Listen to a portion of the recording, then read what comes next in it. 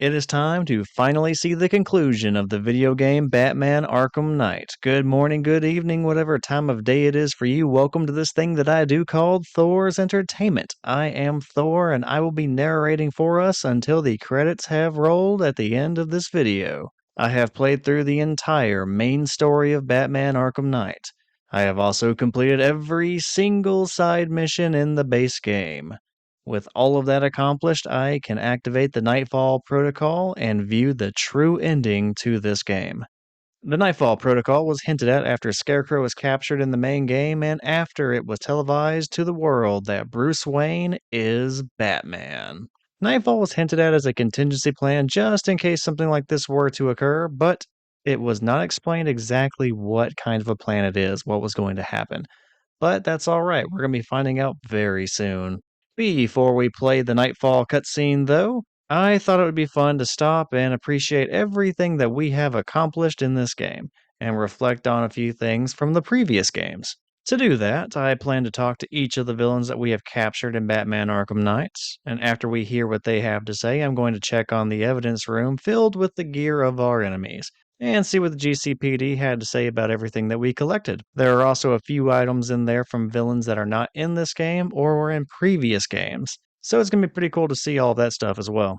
After we do all of that, I'll go ahead and play the Nightfall cutscene, and the credits will begin. And while the credits roll, I will be reflecting on the positives and negatives of this game. I'll also throw out some hypotheticals about how the game could have been different, just for the fun of it.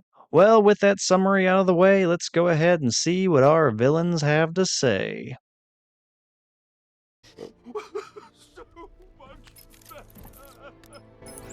Alfred, the city's safe. Excellent work, sir.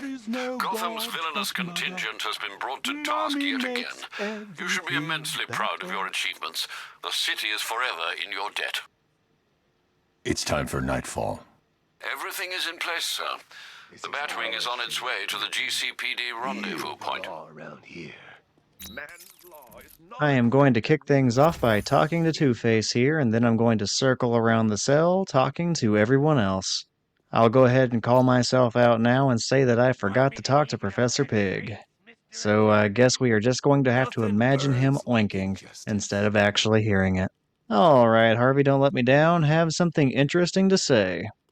You should have stayed away tonight, Dent. How many times have we done this, Batman? You put us behind bars, only for us to escape. Your life is meaningless. A charade! Not meaningless. Satisfying. Satisfaction is short-lived. Enjoy it while you can, because the next time we meet, you die.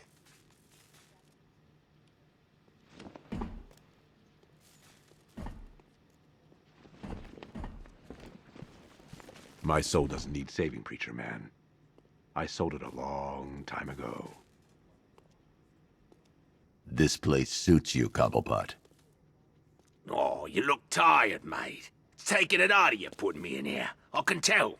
Only so much the human body can take before it gives up. Seeing you behind bars keeps me going. I'll wipe that smug look off your face. Just you wait. You were never going to win, Nigma. Tut-tut, Batman. In your incessant quest for justice, you've just deprived this city of its one true genius. I'm sure we'll cope. Cope, yes, but also regress. My puzzles are the whetstone with which to sharpen your intellect. Keep me in here and let your mind turn to mush. It will be all the easier when we reconvene.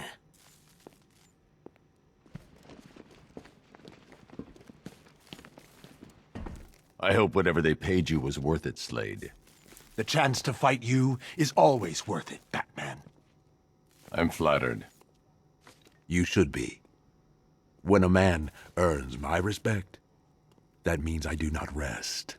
I devote all of my energy, everything I You have. may be an expert in the art of killing him! things, Wilson, but you'll find I'm an expert at everything else.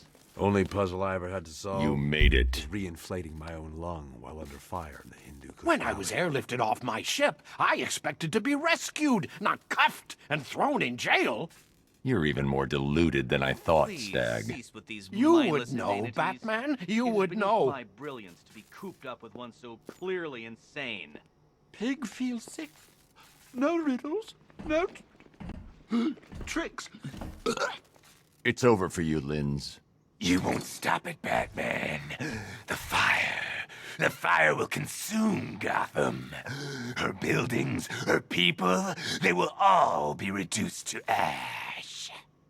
The only place for you was behind bars. Wherever you lock me away, Batman. No matter how thick the prison walls, or how dark its confines, there is always a chance, a flicker, a spark. That is all I need.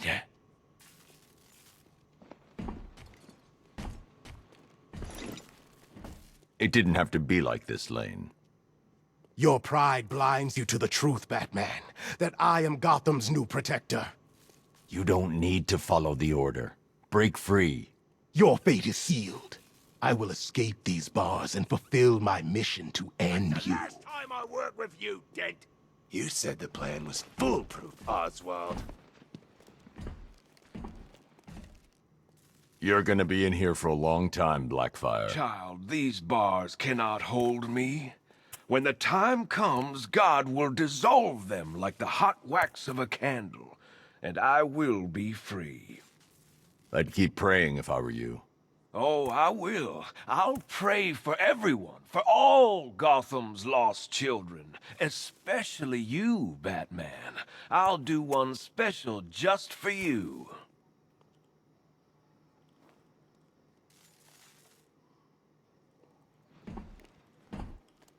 How are you holding up?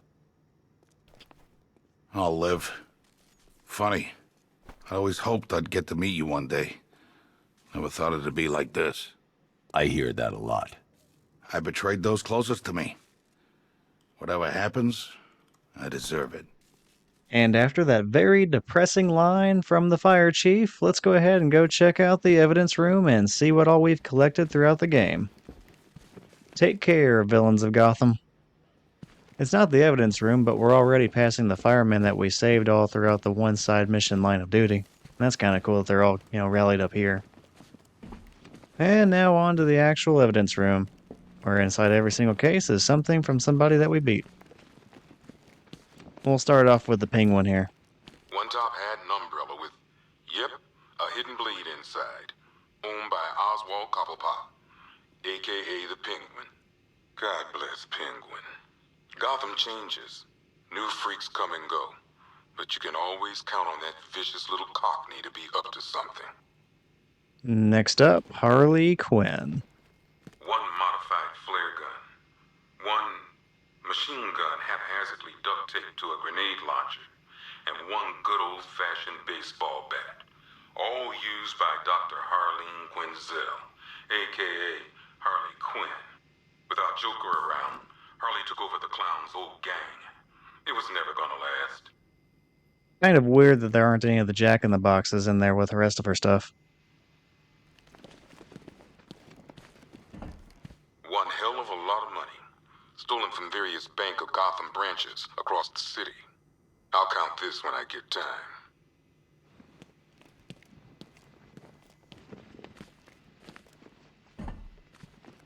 One rocket launcher, acid damage coin, and twin semi-automatic handguns. Used by Harvey Dent, a.k.a. Two-Face. I hate booking in Harv. Guy's messed up, but you still see pieces of the man he used to be. And then he flips that coin and turns on you. Ash says that's a rocket launcher, but that looks like a grenade launcher to me. One samurai sword used by Slade Wilson, a.k.a. Deathstroke. This guy's got connections. Last time the boys here threw him in a cell, some suits got him out within the week. It's a shame we didn't actually get to fight Deathstroke using any of those weapons. One sacrificial knife and prayer book, owned by Deacon Blackfire. This high priest of Crazy Town tried to kill reporter Jack Ryder. Just another religious nut complaining about media bias, I guess. One vial of unknown chemical substance and one vampire bat, owned by Kirk Langstrom, a.k.a.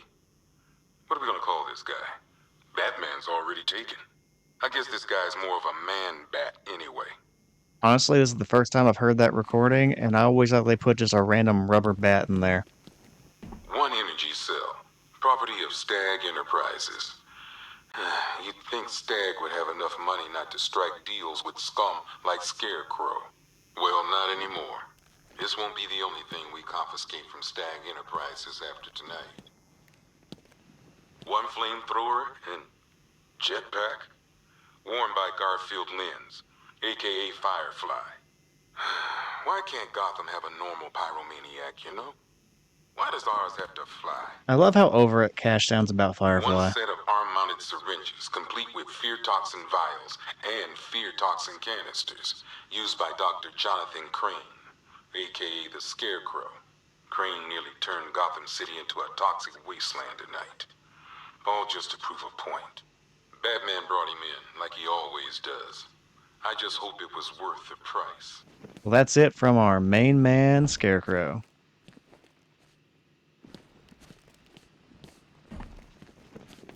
One giant-ass robot suit thing, built by Edward Nygma, aka the Riddler. Poor Eddie. He builds a custom-designed Batman killing machine and still gets his ass handed to him. Not sure if that says more about Batman or Eddie. And I guess these are all the random weapons from the militia that we've been beating up throughout the whole game. Oh, yep, that's militia stuff. Well, this is some top-of-the-line gear, used by the Arkham Knight's militia. I don't know who's paying for this stuff, but they've got deep pockets. These boys are well equipped.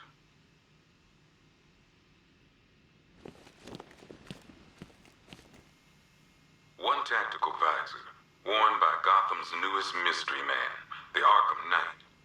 I think Batman knows more about this guy than he's letting on, but I'll ask him about it some other time. Now, why does Harley Quinn get 2 cases dedicated to her? One laughing gas grenade, one snare trap, and one baseball bat. All used by Dr. Harleen Quinzel, aka Harley Quinn, during a recent assault on the Bloodhaven police station. From what we gather, Scarecrow sent Harley to break out Poison Ivy from the lockup in blood. Okay, that makes sense. They're just referencing her DLC. One black mask worn by Black Mask, aka Roman Sionis. Sionis never really recovered from the night of the Black Gate riots, the night Joker showed up. Roman was an old school gangster. Joker, well, I'm not sure what he was. Alright, and time to reference some villains that are not in this game. Talia. I think each of these are from previous games.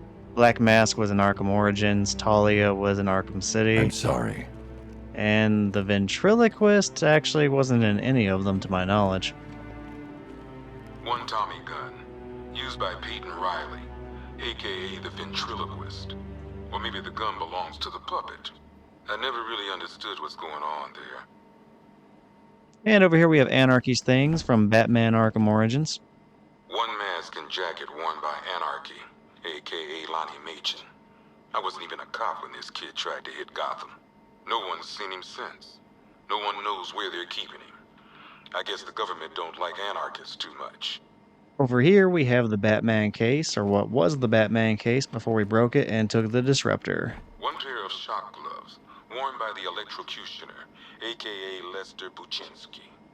Joker hired this guy on the night of the Black Gate riots, and then he killed him. I heard Batman borrowed these for a while before handing them in. I guess he prefers beating up punks the old-fashioned way. Yeah, the Electrocutioner gloves are pretty awesome in Arkham Origins. A selection of body parts belonging to Warren White, a.k.a. the Great White Shark. White got himself sent to Arkham on an insanity plea. He lost a few things other than his mind while there. Made the new look work, though, I gotta say. I don't think the Great White Shark was in any of the games. One freeze ray, used by Mr. Freeze, a.k.a. Victor Freeze. We, had to stop playing with this after the commissioner caught us making ice cream. Freeze has kept quiet since leaving Arkham City. Maybe Batman finally talked some sense into him. Well, we did save his wife in that game, so I hope so. Ventriloquist dummy, a.k.a. Scarface. This ain't the original Scarface. It's a Joker knockoff. Don't ask me why, but the clown took a liking to these creepy things. Yeah, Scarface, along with the ventriloquist, also wasn't in any of the games. One stuffed bear and a canister of Titan formula, owned by Bane, aka Unknown. We had to let Bane loose after the Arkham City fallout. Guy was messed up anyway. Serious Titan withdrawal. My guess, he's off somewhere getting clean, and he's not going to be happy when he comes back. One vial of Titan formula, one set of wind-up explosive false teeth, one pair of actual X-ray specs, one toy gun loaded with one toy flag, and 5 real bullets. All used by the Joker. No known alias. It's one hell of a toy box. I'm glad no one's gonna play with it again. One custom-tailored top hat, worn by Jervis Tetch, aka the Mad Hatter. The guy's mad, all right. He tried to brainwash Batman in Arkham City. He got the Wonderland kicked out of him instead. I hated letting him go. This guy's too creepy to stay free. Yeah, Mad Hatter was in Arkham City, but he was also in Arkham Origins. 2 ceremonial swords used by Ra's al Ghul. We found these at the bottom of Wonder Tower the night of Protocol 10. They were covered in blood. No body, though. I think Ra's al Ghul has a DLC in this game, but I haven't played it before. Branded shock collar, worn by Killer Croc, aka Waylon Jones. We found this thing in the sewers under Arkham City. And that ain't good, because it was supposed to keep that bastard under control. One rifle and 2 wrist-mounted guns, used by Floyd Lawton, aka Deadshot. Another guy we had to let go after Arkham City got shut down. Still, that doesn't mean he got his toys back. Alright, that is going to be it for all of the evidence that we have accumulated through this game. Batman Arkham Asylum, Batman Arkham Origins, and Batman Arkham City. There's really not much else for us to do at this point. So what I'm going to do is take Batman here, walk all the way out of the GCPD, drive out the parking garage, and kick off the Knightfall Protocol. Let's just take a moment to scan around the GCPD and appreciate everything that we have accomplished up to this point. Oh, and I also did not talk to Kirk Langstrom. I think I'm going to leave him alone, though. And oh yeah, let's go ahead and talk to Barbara Gordon one more time. Tim and your dad are fine. They're being picked up from the asylum and taken to the mainland. I spoke to them a moment ago. Thanks, Bruce. It's funny. I was waiting for Dad to do his protective father bit. I had it all ready in my head what I was gonna say. But he didn't go there. He just told me that he loved me and that he was proud. Maybe he hit his head. Maybe he's starting to see you. The real you. What are you going to do, Bruce? Finish it. Good. I'm just getting warmed up. Alright, for real this time, let's go ahead and leave the GCPD and kick off the end of this game. Goodbye to you, firefighters. Goodbye to you, supervillains of Gotham. You take care, Aaron Cash. It has been cool.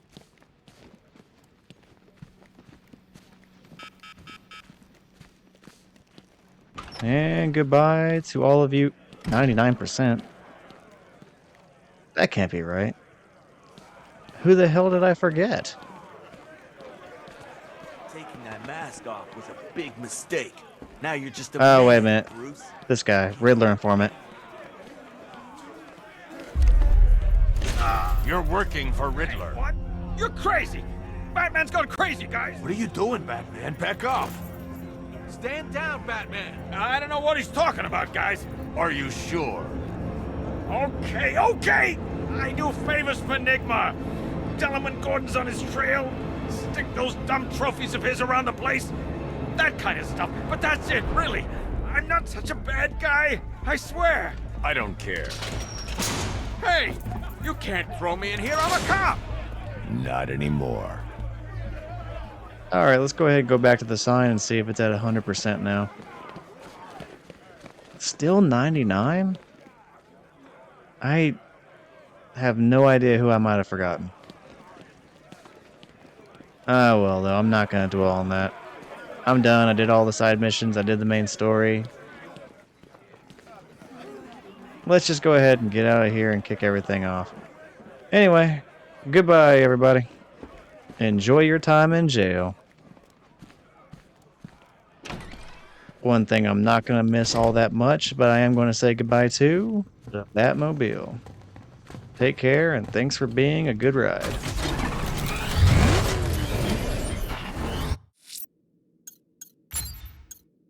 Yep, 100%. I have no idea what the sign inside GCP was on about, but I have completed the game 100%.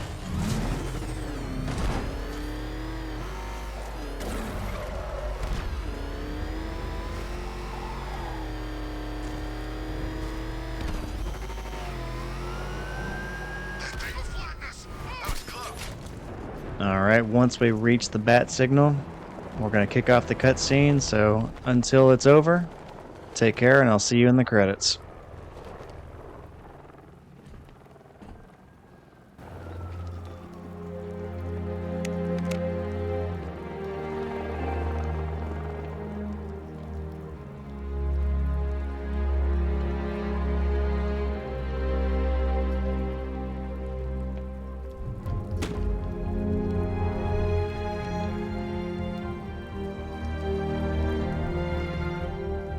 It's done. Gotham is safe. Thank you, Bruce. For everything. Goodbye, Jim.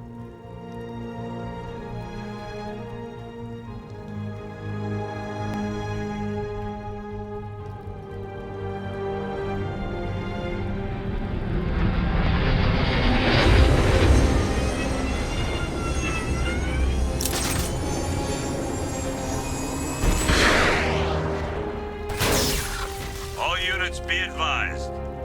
The major threats have been eliminated. It's time to roll out and take our city back.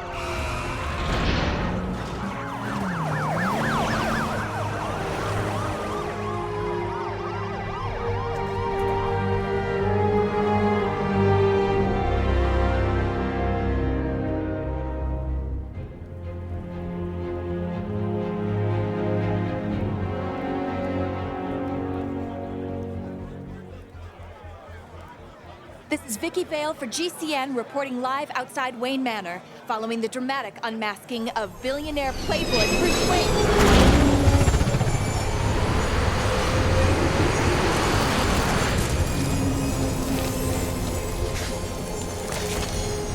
That's him! Are you still rolling?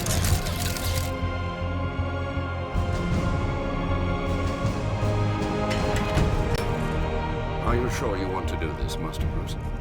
I've got to. It's the only way to protect them. Very well. We just saw Bruce Wayne, now known to be the masked vigilante Batman, enter his home, refusing to come.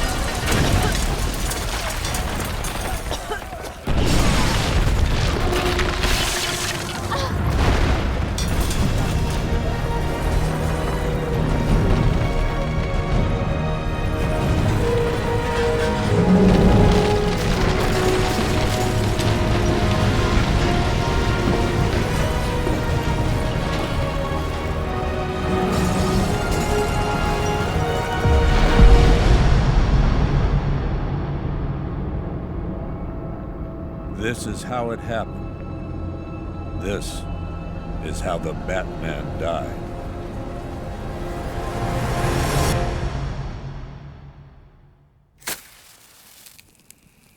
A friend once told me that criminals are a cowardly and superstitious lot. That the only way to beat them was to give them something to be scared of. I understand now. As his world grew darker, so did ours. When his war ended, our lives could begin again. He set us free. To live. To love.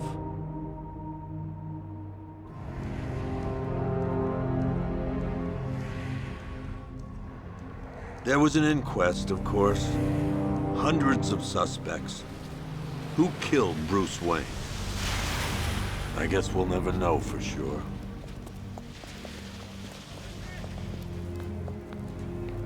So what's next? Criminals are a cowardly and superstitious lot.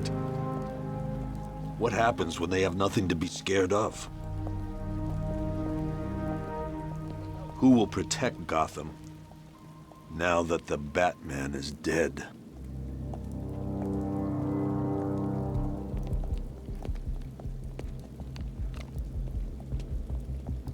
Hey. Whoa, whoa, whoa! Help me! No one's coming, lady.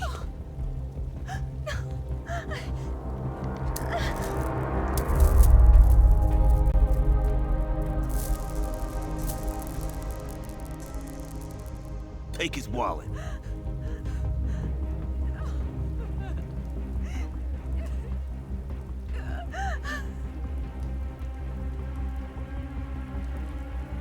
Hey, freak! Maybe you missed the news! Batman's dead! That look don't scare us no more! What the hell?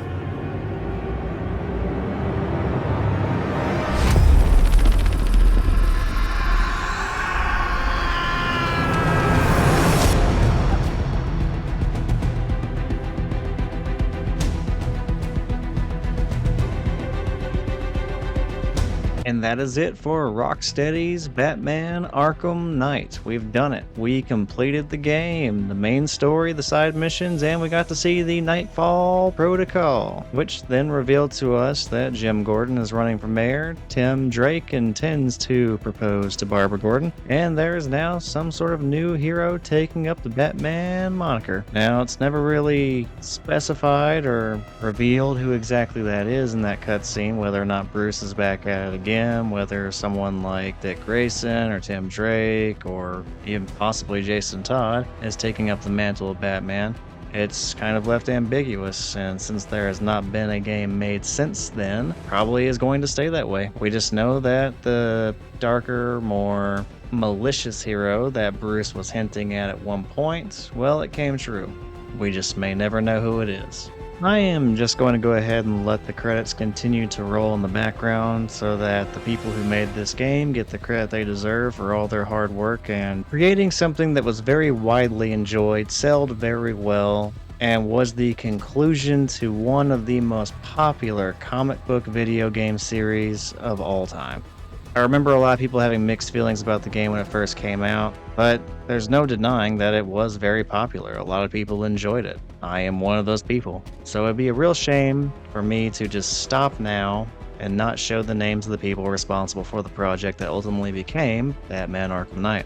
And while those credits continue to roll, I'm going to go ahead and rattle off some of my thoughts on the game. And where I wanted to start was actually with the side missions. I went back and reviewed each of the side missions and really thought about how I felt about each of them.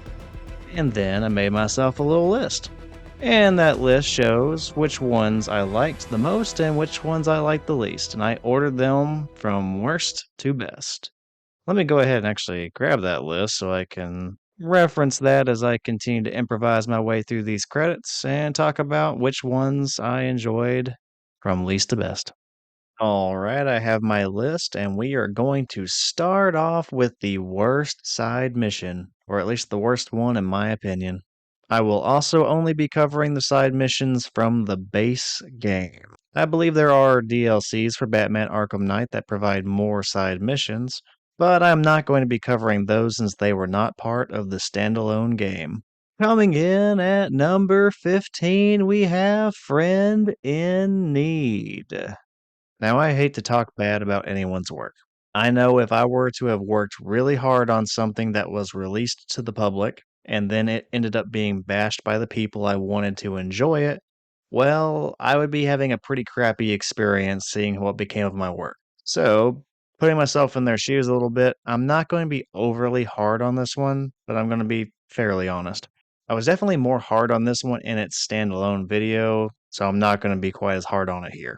During the video for Friend in Need, I outlined all the reasons why I felt like this side mission deserved to be considered the worst. The gameplay and the tactics for this side mission are non-existent. You walk into Wayne Tower, then you enter Bruce Wayne's office, then you sit at his computer, then you have to watch a cutscene, and then eventually You just press triangle or Y depending on the system of your choice, and then you win, and it's over. Now, in a game where Rocksteady perfected their combat mechanics, they have a lot of really good Predator maps, and they even introduced new vehicular combat. It's really weird to me that they decided to make this challenge winnable by pressing one button.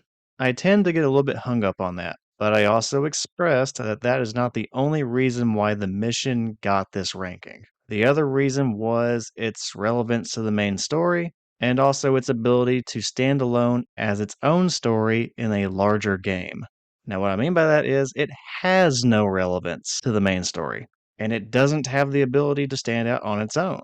It carried over from a brief plot in a previous game, and then you resolve it in about 5 minutes or less. So you don't really get the feeling that you understand what's happening. You just suddenly get this hush side mission thrown at you. You get a little bit of exposition and then it's over. So yeah, without ranting too hard again, I think the Hush and Lucius Fox side mission Friend in Need is the worst from the base game's side missions. I have never heard this from anyone, I have never read this anywhere, but it wouldn't surprise me if I looked around hard enough to find out that this side mission ended up being rushed due to some sort of a time crunch for the release of the game or something like that. It just feels a bit incomplete, and hearing that it would be part of some sort of a time crunch like that would make a lot of sense, and I would understand a little bit more why it became the way it is. But as the way it is my number 15. For my number 14, I have decided to go with Lamb to Slaughter. This video was released at the same time as my video for Friend in Need. I did that because it felt like they had very similar problems and were similar lengths of time to complete. So I think it makes sense that they are right beside each other in my final rankings for the side missions. Lamb to Slaughter has the same problem of being a late game mission that introduces a new villain out of nowhere. The game does little to nothing to explain who that villain is and just expects you to beat the bad guy and not ask a lot of questions. Oh, and that villain is Deacon Blackfire. He is a cultist who is manipulating the homeless to perform a ritual that will give him immortality. Now I'm explaining this to you as clearly as I can because the game does not do so. It does not try to whatsoever. Now, what makes this side mission with very similar problems slightly better than its competition? Well, put simply, it's actually a little bit of fun to play. You are not beating Lamb to Slaughter by just pressing one button.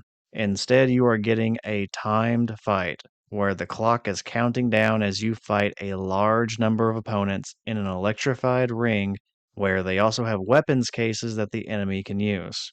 There might not be nearly enough time dedicated to this side mission to make it good, but at least it is fun to play during the 4 minutes it's going to take you to beat it. That being said, 4 minutes of fun is not nearly enough to be good, and that's why it is ranked at number 14. At number 13, we have our very first of the militia missions making an appearance. The number 13 mission is Armored and Dangerous. I also kind of gave away my bottom 3 side missions in the video that I made for Armored and Dangerous. So this probably won't be surprising to anyone if they saw that video before this. So, why is this mission making my bottom 3? Narratively, it just doesn't need to exist. There is a brief moment in the main story's City of Fear when you take down an armored vehicle to interrogate someone with the militia. Then you never have to do that scenario again throughout the entire main game. It's just not a requirement other than being a side mission, which after you do it the first time, you unlock that side mission. And once you're doing the Armored and Dangerous side mission, you just do the exact same thing 9 times. Or maybe a little more or less, but I think it was 9 times. Only when you're doing it for the side mission, it does not add anything to the main story. It doesn't even add anything to the build-up for Deathstroke, because he does not talk at all during the entire mission. You also succeed by just destroying the vehicles. There is no longer an interrogation element to it, like, whenever you first did it in the main story. So you're not even getting any new information about all the enemies that are on the loose, which at least would have added something interesting to hear while you're destroying everything. So in its standalone video, I said that this felt like it was just an AR challenge that the creators reused like 9 times, but in different locations. And then they relabeled it as a side mission. Given the lack of meaningful dialogue or impact to anything, like any storyline at all in the game, that still kind of feels true to me. But these are at least fun to do, and at least offers some sort of a gameplay challenge. There's nothing narratively, but this is a video game, and it being fun to play does make it better than the two missions that I ranked lower than it. But yeah, this glorified AR challenge that they named Armored and Dangerous is my number 13. For number 12, I have Campaign for Disarmament. That is the one where we went all around the city safely detonating explosives that could otherwise be used to destroy a large portion of Gotham. You can almost copy and paste my argument for Armored and Dangerous and put it here as well. This mission exists because you did it once during the main City of Fear story. You then kind of do the same thing several times in different locations. Narratively, it's not very important, but it is fun to do until you get tired of doing it, which you will because of how many times you have to do it. So if my complaints are so similar, what makes it any better than Armored and Dangerous? Well, narratively, it at least feels like it belongs. I feel like it could have been removed after doing it once in the main story, and you could just say that the GCPD disarmed all the other bombs at the end of the game. But even so, it makes sense that the bombs are in the game. They make sense that they are in Gotham. It serves as a way of controlling who enters Gotham, so it limits who can help stop the militia invasion. If they did not have a threat to blow up most of the city, other heroes would probably show up and help Batman. Instead, we only get a handful of street-level helpers like Nightwing and Robin. So I do get that the bombs are a deterrent and have a reason to exist, even if I feel like they could have been written off without having to become a very repetitive side mission. Besides fitting into the game better, I also think Campaign for Disarmament is more fun to play. Now, Armored and Dangerous has you go against the exact same enemy types with the exact same scenario playing out every single time that you do one of the 9 intervals. With Campaign for Disarmament, you get different combinations of enemies at every single bomb. The number of enemies also varies per bomb. And then there are very clear difficulty differences between the bombs. This makes it a bit more challenging and interesting in my opinion. So, it clocks in ahead of my bottom 3 at number 12. We have 3 militia missions in a row on this list because Occupy Gotham is my number 11. This side mission is the one where we look for groups of militia members and radars on top of buildings all around Gotham. Their reason for being in this game is that they are supposedly monitoring the skies to control our ability to fly and glide around. In my experience, they are terrible at their jobs. The reason I say that is because I cannot think of a single time that they have impacted my ability to glide around. This mission offers some really good large fights, and some good Predator maps as well. You'll notice that the placement of Occupy Gotham implies that Own the Roads, a very similar militia mission, is ranked higher. That is because I think Occupy Gotham is a bit more repetitive than the Own the Roads mission. They both have way too many milestones, and some of the weaker ones for both missions, well, they just need to be cut out of the game, and that time should have been put towards other side missions. But that did not happen. And as it is, I think Occupy Gotham is a bit more repetitive, and Own the Roads is slightly better. But that's alright, Occupy Gotham is definitely more fun than the other missions that I have ranked lower, so I have Occupy Gotham cemented at number 11. The militia mission hot streak is going to continue because my number 10 side mission is Own the Roads. This is the side mission where we went all around the city to find and take down roadblocks that were established by the militia. The positives here are that there are a wide variety of enemy scenarios for these roadblocks. Some require stealth, some require all-out fights, and others encourage heavy gadget use. So the gameplay challenge is solid as a standalone side mission. But these missions also pop up in inconvenient places as the main story progresses. Like off the top of my head, some of them pop up on Founders Island, and if you do not take them down, they will get in the way later whenever you're doing stuff like the Cobra Tank stealth portions. So yeah, even though they're a side mission, technically they can impact your ability to play through the main game, even if it is just a little bit minor. And not doing them can actually make the main story slightly harder. I think this minimal impact is better than the Occupy Gotham's attempt to control the skies. I think it at least kind of functions. I think it offers a bit more variety than Occupy Gotham. Both are way too long, and every single militia mission just kind of feels like you're killing time until you get to Deathstroke. So yeah, I have all the militia missions ranked back to back, but I think Own the Roads is the best out of all four. Although Catch Me in a Different Mood, I might lean towards Occupy Gotham. But for now, I feel like Own the Roads is better, and I am locking it in as my number 10. All right, from this point forward, we will only have side missions that I genuinely believe are good. Despite all being good, some are better than others. In this case, coming in at number 9, I have Gotham on Fire. This is the side mission where we found out that Firefly was burning down the fire stations. After we caught him in the act, he tried flying away, and then we chased him down in the Batmobile. So, being at number 9 really does not make this mission bad. It just does not stack up as well as some others. On a positive note, this mission feels like it is an appropriate length.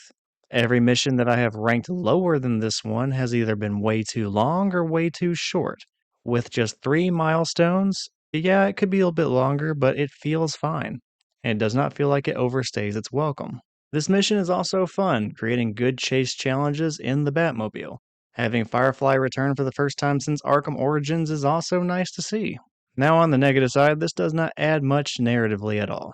We just find Firefly burning down some stuff, and then we catch him, and then the end. It does not really explain his goals or motivations. Instead, all of that motivation and reasoning, that just gets explained in an entirely different side mission, not even the one that we're capturing him in. The side mission that actually explains what the hell Firefly is doing, well, that's going to be the Line of Duty side mission. So, since you do not even know why you are dealing with Firefly unless you have played a completely different side mission, this side mission feels a little bit hollow on its own. It is still fun to play, like it is enjoyable. The chase scenes are really good, and I think it's good, but I think it could have used a little bit more storytelling, and maybe it could have been just a little bit longer. In the end, though, it was good enough to be my number 9.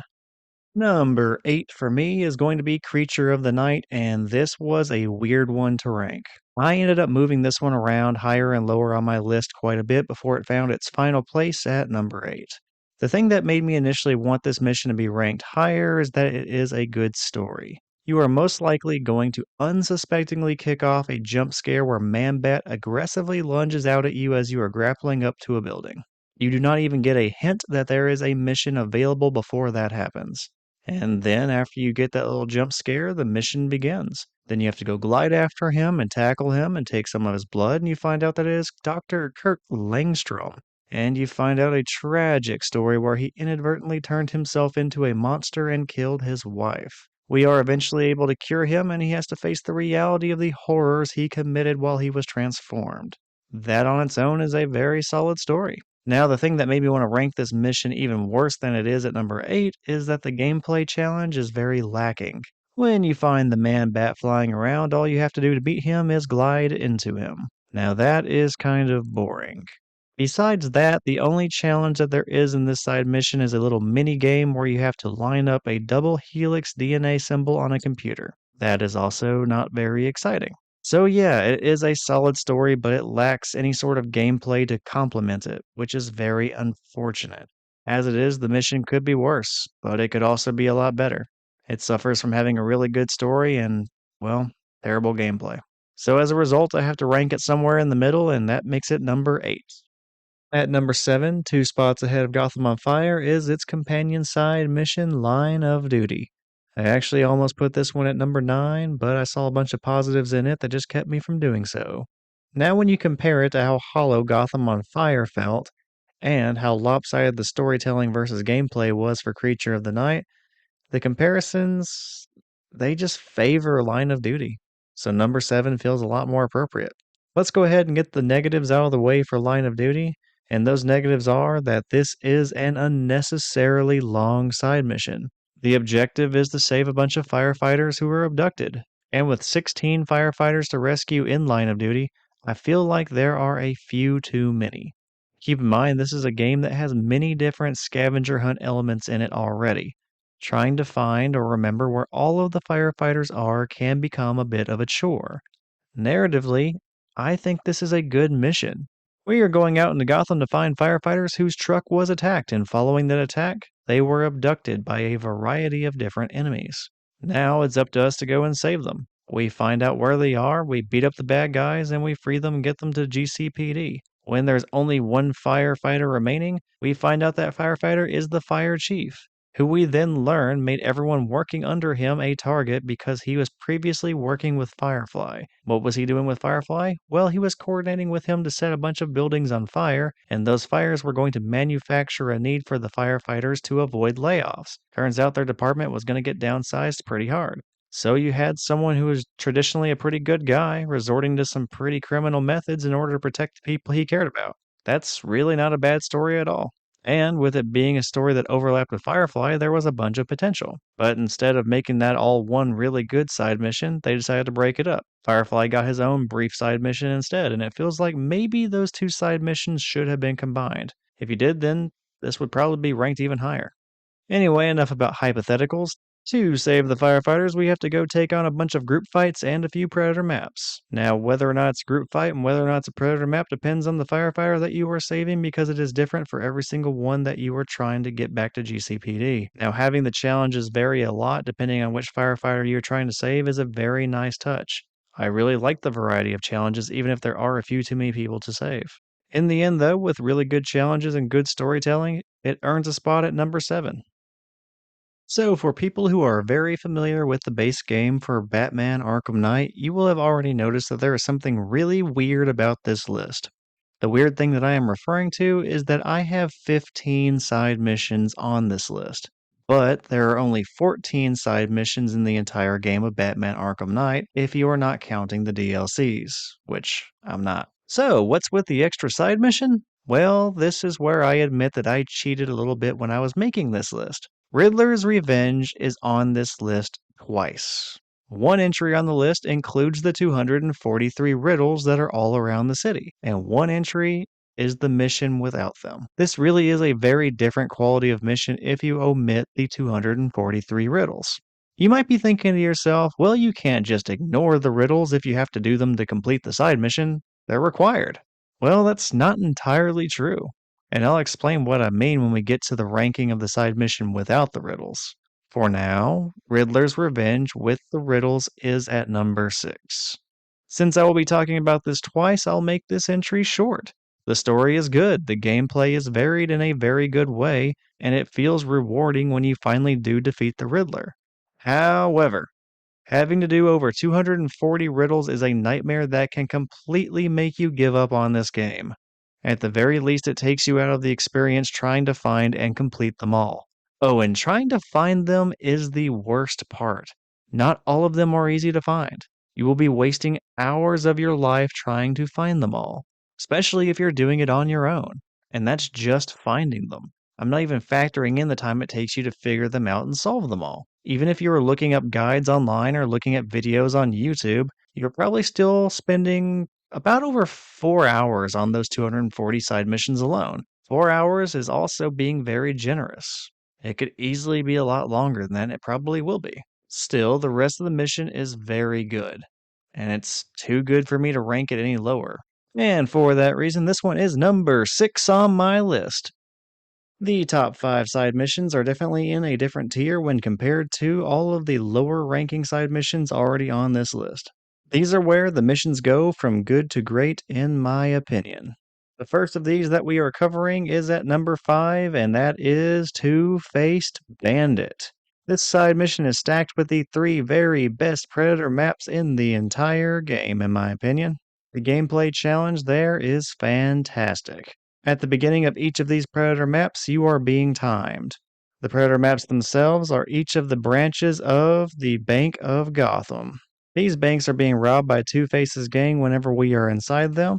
You have to incapacitate a specific number of the gang members before the timer runs out. The bank's alarm is going off while you do this, so you get to be a little bit more reckless than you normally would be during a Predator map. The noise covers up all of your actions. This can lead to some mistakes because, it's not normal for you to be this careless during one of the Predator maps, but it can be a lot of fun as well. Once you hit your quota, the alarm goes off and the map becomes entirely stealth-based again, as you have to take down all of the remaining gang members. These banks are a lot of fun. In the third and final bank, Two-Face himself comes to join his men in the bank to try and take you down. There is dialogue that references the origins of Two-Face, dating back to the Long Halloween comics. Besides that, though, there's actually a surprisingly low amount of storytelling here. That may be the one weakness of this side mission and why it did not get ranked a little bit higher. Still, hearing Batman apologize to Harvey for what he has become, genuinely feeling remorse for not being able to protect him many years ago, well, those lines are delivered really well. They carry a lot of weight. So even if there's not a lot of storytelling, what little dialogue there is really good. And I think this one deserves to be ranked high at number 5. Edging out the two-faced bandit is our number 4, which is Heir to the Cowl. This side mission is where Azrael wants to be the next Batman. To prove he can do it, he competes in combat trials that Batman has set up, and he has to complete them all without being hit. Once the combat trials are completed, Alfred and Batman use their analysis of Azrael to find out his memories have been altered. The individuals responsible are a religious extremist group called the Order of Saint Dumas. They altered his memories, and now he is interpreting their communications and his communications with others a little bit differently than they actually occur. When they said they wanted him to become the next Batman, they were not wanting Azrael to simply wait until Bruce retired. Instead, they wanted him to be killed, and then for Azrael, after killing Batman, to take his place. This discovery leads to a confrontation between Azrael and Batman. Once the truth is out, Batman offers Azrael a choice. The choice that Batman offers Azrael is to stop his murderous ways and leave the Order of Saint Dumas, to start thinking for himself and being a real hero without being manipulated anymore. The other option would be to continue to be manipulated, try to kill Batman, and then forever be their puppet. In the end, Batman just really wanted him to think for himself and left the choice up to him. And the choice is represented by the option to either break the sword that Azrael uses, or use that sword to try and strike Batman down. If you break the sword, Batman compliments you and shows a sign of respect as you go off to be a real hero and also no longer be a puppet to the Order of Saint Dumas. Or he can continue being manipulated by the Order and try killing him. Batman always beats Azrael, Azrael gets put in the GCPD, and Azrael is stuck being a puppet to the Order of Saint Dumas forever, having never been able to break their grasp on his mind. The storytelling here is really solid and interactive with multiple endings. The length of the mission is almost perfect with just 4 milestones. The combat trials are good, and the added gimmick of not being able to be hit by the enemies is really nice. Makes it a little bit challenging. I really don't have any complaints on this one. Anything negative that I have to say is really just going to be nitpicking. This is a really solid mission all around, and I think it earns its number 4 spot. At number 3 might be my most biased rank. I can admit that this one may not necessarily deserve this high of a ranking, but I really liked it and I knew I would be placing it high. Coming in at number 3 is The Perfect Crime. This side mission sidelined the kicking the crap out of people version of Batman in favor of the more detective Batman that we do not get to see a whole lot of in this game. Batman ends up investigating crime scenes where mutilated bodies are found on display with opera music playing nearby. We find that all of the bodies were disfigured or modified from previous injuries, like having prosthetics. Next to the body are some degrading words such as failure painted on the ground or the wall, hinting that these disfigurements or these modifications made the deceased not good enough for something. After gathering enough evidence, we find out that the villain for this side mission is going to be Professor Pig, who is making his first appearance in the Batman Arkham video game series. This leads to a fight against him and the Dolatrons, enemies that are only in this one side mission and who have unique takedown requirements that other enemies in the game do not have. It is a good fight that ends with a fantastic environmental takedown on Professor Pig. I love the detective build-up to Professor Pig, and even though there's only one fight in this side mission, it is a very good one and worth the wait. Biased or not, I think this is a great side mission and it has earned being number 3. I am finding I had a lot more to say about the bad missions than I did the good missions. I am flying through this last portion of the video. Coming in at number 2, we have Gun Runner. This is a side mission that does everything that you could want it to do. It gives you a good variety of fights in Predator maps and group fights. It ties in well with the main story as you have to go interrogate Penguin for information, find out about his gun running business, and then you dedicate the rest of the time of the side mission to stopping that gun running business. You even get to team up with Nightwing whenever you are doing this. Ultimately, in the end, the stakes are raised when Nightwing gets kidnapped by the Penguin. Oh, and when you do defeat the Penguin, you get a fantastic dual takedown featuring Batman and Nightwing knocking the crap out of him. It is just a great conclusion to the mission. So yeah, this side mission does a little bit of everything, and I think it is all around really good. I like that it ties into the main story, but it is also good enough to stand on its own as a strong side mission. No complaints here. This one is really good. It deserves to be number 2. No real weaknesses, just really enjoyable. And hey, anytime I get to play as Nightwing, I'm pretty happy about it. And here it is again. Only this time it is my number 1. That number 1 is Riddler's Revenge, once you remove the 243 riddles. So let me start off by explaining myself here a little bit. When I beat the game on standard difficulty, I found all of the riddles and then defeated the Riddler. Then, after doing all the other side missions, I did the Knightfall Protocol, and then I started New Game Plus. That's when you get to play in a higher difficulty, a version of the game that's only available if you have beaten the game before. And while playing New Game Plus, I made a discovery. If you found all of the riddles during the first playthrough, you do not have to do them again whenever you play through it again in New Game Plus. I got to experience Riddler's Revenge without having to do any of the 243 riddles, and the quality of the mission was drastically better. It did not have any of the pacing issues of having to stop for hours to find the tedious riddles. So let me describe this side mission after I played it in New Game Plus. The story goes that Catwoman is taken hostage by the Riddler. She is kept within an orphanage, threatened with an explosive collar. That collar is also used to manipulate Batman into going through a wide variety of death traps. All of this is being done with a promise that this can save Catwoman if he is successful. These death traps include killer robots, timed racetracks, Batmobile puzzles, puzzles that require you to work with Catwoman. You are getting a solid variety here, and the mission avoids being one-dimensional, with offering many different challenges. Backing up to the killer robot topic again, they are an enemy that is unique to Riddler's Revenge. They also increase in difficulty as you progress through the mission. At first, you and Catwoman can fight them, and either one of you can beat these robots.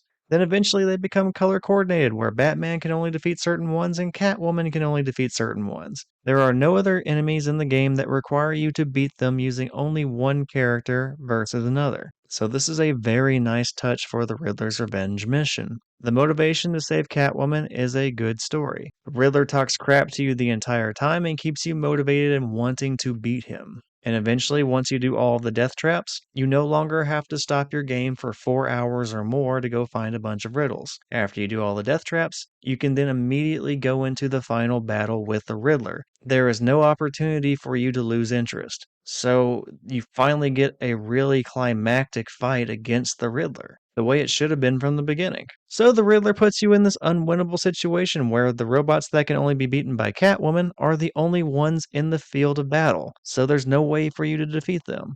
What are you going to do? Well, fortunately for you, you get really lucky and Catwoman decides to come in and save you. You team up again one more time, you defeat the robots, and you defeat the Riddler in a gigantic Riddler robot suit. It's a good boss fight, and it ends with you getting to say goodbye to Selina before you go through with the Knightfall Protocol.